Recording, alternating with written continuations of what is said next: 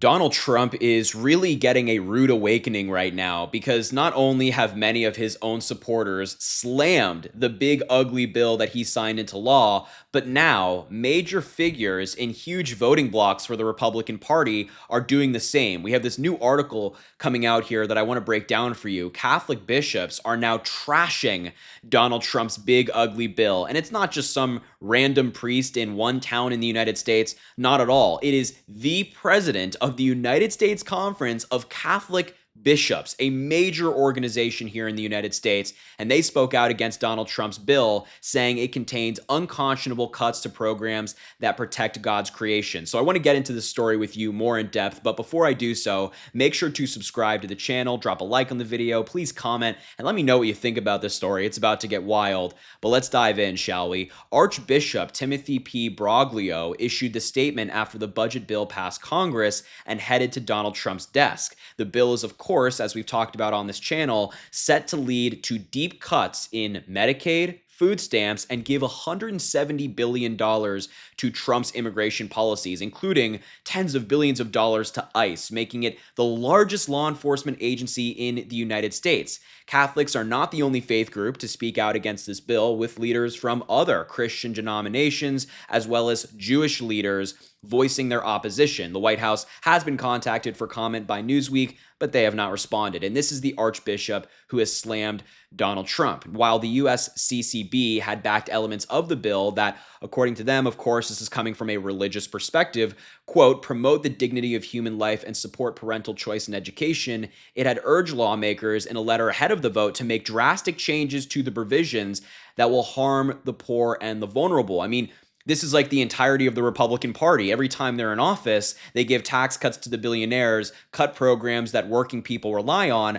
I don't know why this is at all surprising for these people in this group, but those changes were not made in either the Senate or the House versions of the bill, prompting Archbishop Broglio to conclude, quote, the bill as passed will cause the greatest harm to those who are especially vulnerable in our society. This was sent in a letter to the Senate ahead of the vote, but of course, nothing changed. And as I mentioned, Jewish leaders have also spoken out against the bill, with Rabbi Jill Jacobs, the CEO of Trua, hopefully I'm pronouncing that correctly as well, a human rights advocacy group, saying today we see the sins of Sodom being repeated in this bill, which is written from a place of arrogance, cruelty, and selfishness. We fear that, like Sodom, these sins will lead to our destruction. So these Jewish leaders, these Christian leaders, Catholics, all different religious groups are saying, hey, this bill is completely against what we're for. Completely against what Donald Trump has proclaimed to be for. Of course, he's not actually. Donald Trump lies about his faith all the time,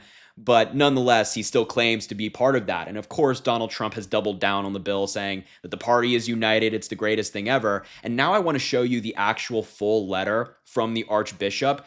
And it was posted on the United States Conference of Catholic Bishops website, and this is what the Archbishop said in the letter. We've seen some quotes from it already, but I think the entire thing is really worth a read. So here it is, quote, my brother bishops and I have repeatedly and consistently urged lawmakers to use the budget reconciliation process to help families in need and to change course on aspects of the bill that fail the poor and the vulnerable. The final version of the bill includes unconscionable cuts to healthcare and food assistance, tax cuts that increase inequality, immigration provisions that harm families and children, and cuts to programs that protect God's creation. The bill, as passed, will cause the greatest harm to those who are especially vulnerable in our society. As its provisions go into effect, people will lose access to healthcare and struggle to buy groceries. Family members will be separated, and vulnerable communities will be less prepared to cope with environmental impacts of pollution and extreme weather. More must be done to prevent these devastating effects. The Catholic Church's teachings to uphold human dignity and the common good compels us to redouble our efforts and offer concrete help to those who will be in greater need, and continue to advocate for legislative efforts that will provide better possibilities in the future for those in need. Now, that is a scathing letter. As I mentioned, I think the entire thing is worth a read, just because, like, they're not holding back here. They're not kind of playing it cute or playing it safe by appeasing Donald Trump, as so many have. They're going directly at Donald Trump, talking about the negatives of this bill, which is hardworking Americans will absolutely be impacted. And let's just be clear here. This bill, while it is devastating, is not the first time that Donald Trump has hurt the American people almost deliberately. And we're seeing it take place right now. The repercussions of Donald Trump's actions take place right now with the devastating floods in Texas. As of now, at the time of filming this, more than 50 have lost their lives, and at least 15 children, little kids at summer camp, were among those killed in Central Texas in these devastating floods. And let's be clear here that these floods were perhaps caused by the fact that Donald Trump and Doge have just attacked the National Weather Service, leaving a lot of key roles vacant. This is other reporting from the New York Times saying, quote, as floods hit, key roles were vacant at Weather Service offices in Texas. Some experts say staff shortages might have complicated forecasters' ability to coordinate responses with local emergency management officials. According to the New York Times, crucial positions at the local offices of the National Weather Service were unfilled as severe rainfall inundated parts of central Texas on Friday morning, prompting some experts to question whether those shortages had made it harder for people to coordinate those responses. Texas officials appeared to blame the Weather Service for issuing forecasts on Wednesday that underestimated how much rain was coming, but former Weather Service officials said the forecasts were as good as could be expected given the enormous levels of rainfall. The staffing shortages suggested a separate problem. Those former officials said the loss of experienced people who would typically have helped communicate with local authorities in the hours after flash flood warnings were issued overnight. The shortages are among the factors likely to be scrutinized as the death toll rises. And let's be clear, Donald Trump and Doge have torn apart the National Weather Service, going directly at it, firing people, firing around 600 out of a staff of 4,000. That is a pretty significant percentage of people who work there. And as the article mentioned, Texas officials actually blamed the National Weather Service, the same agency that's been gutted by Elon Musk and Donald Trump, for not getting the forecast right. Just take a look at that clip. The forecast that we received on Wednesday from the National Weather Service predicted 3 to 6 inches of rain in the Concho Valley and 4 to 8 inches of rain in the Hill Country. We worked with our own meteorologists to fine-tune that weather statement, and as many of you know, and many of you in broadcast journalism and meteorology, you can go back and look at your own forecast, and the amount of rain that fell in this specific location was never in any of those forecasts.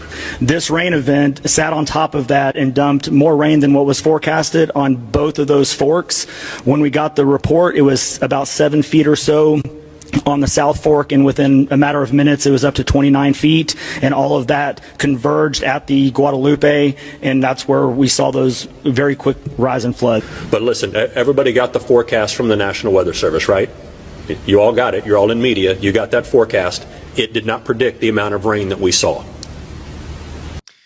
Pretty crazy stuff going on here where the National Weather Service, some people are saying they got it right, they couldn't have anticipated it. Texas officials are saying, no, they got it wrong, like, you know, there was so much more rain than they projected.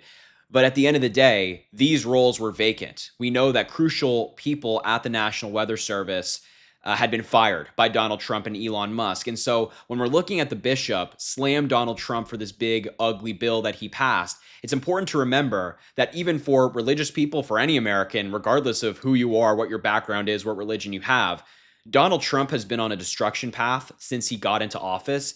And this bill is just another installment. His entire presidency has been tearing down good things, and he's not slowing down. That's why what we're doing here, this independent media, these honest conversations we're having, is so important. So I will leave the video there. Thank you so much for watching. I appreciate you being here. Make sure to subscribe to the channel down below. It goes an incredibly long way. Drop a like on the video, comment as I mentioned. I want to hear from you and what you have to say about this story. And as I always say, I greatly appreciate you, and I hope you have an amazing rest of your day.